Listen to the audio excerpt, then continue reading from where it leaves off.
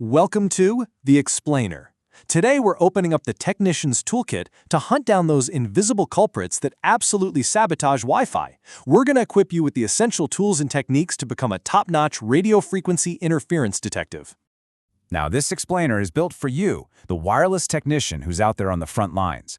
We're diving deep into the 5th chapter of a really comprehensive guide from the RFI detectives, focusing specifically on the gear and the methods you need for sniffing out Wi-Fi interference.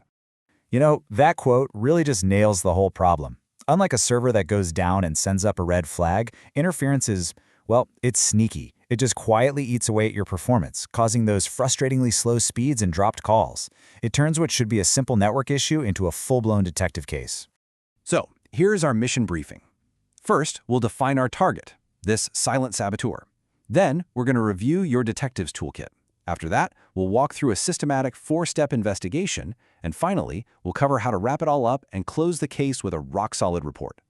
Okay, let's dive right in. Look, to catch our culprit, we first have to understand its nature. What exactly are we hunting for here? Right. So the crucial thing to get here is that this isn't about a total network crash. It's a subtle, slow degradation. Users don't call you saying the Wi-Fi's down. They say it's slow or unreliable. And that's what makes it so tough to diagnose without the right approach. It's the difference between a loud, blaring alarm and a slow, invisible poison. Every good detective needs their gear, right? And an RF investigation is no different. So let's crack open the toolkit and see what you'll need to start gathering evidence out in the field.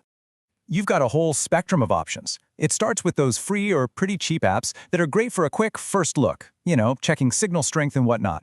But then you have your heavy hitters, the professional-grade spectrum analyzers. These are absolutely essential for seeing all the RF energy in an area, which helps you find the culprits that aren't even Wi-Fi networks. Now listen up, because the single most important piece of evidence these tools give you is channel utilization. Just think of a Wi-Fi channel as a single-lane highway. Channel utilization tells you exactly what percentage of the time that highway is full of traffic. The higher the percentage, the more congested it is, and the more all those devices have to just sit there and wait their turn to talk. And here you can see exactly why that metric is so critical. See, below 50%, things are usually humming along just fine. But the second you cross that 50% line, users start to feel it. It gets sluggish. And if you hit 70% or more, forget about it. That highway is a parking lot. Performance just drops off a cliff. Okay, so let's move from the tools to the actual process.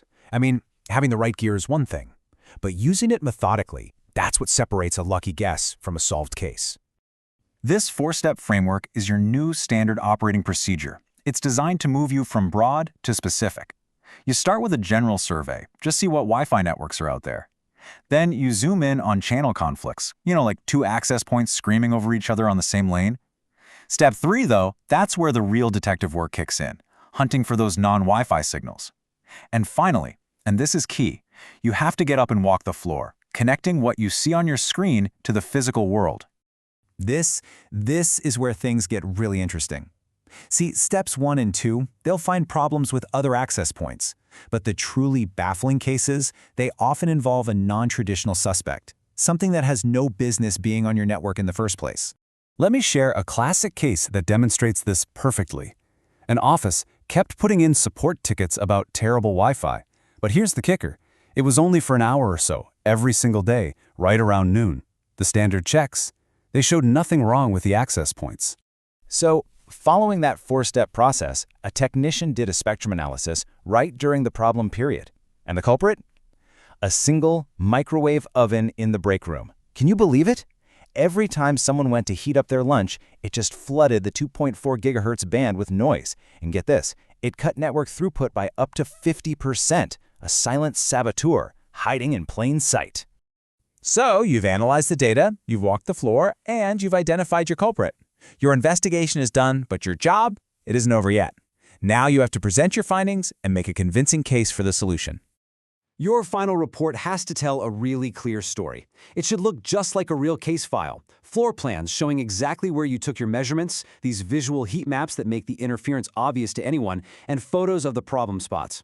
This isn't just a data dump. This is the hard evidence that proves your conclusion and justifies your recommendations.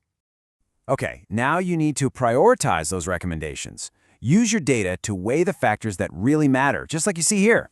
An issue that's affecting a critical, client-facing conference room is a way higher priority than one in a storage closet, right? Even if the interference is technically worse in the closet. It's all about business impact. And there you have it, your guide to the Technician's Toolkit. But the real takeaway here is that RF detection isn't a one-time fix. It's a mindset. It's about continuous vigilance, new devices, new neighboring networks. The RF environment is always changing.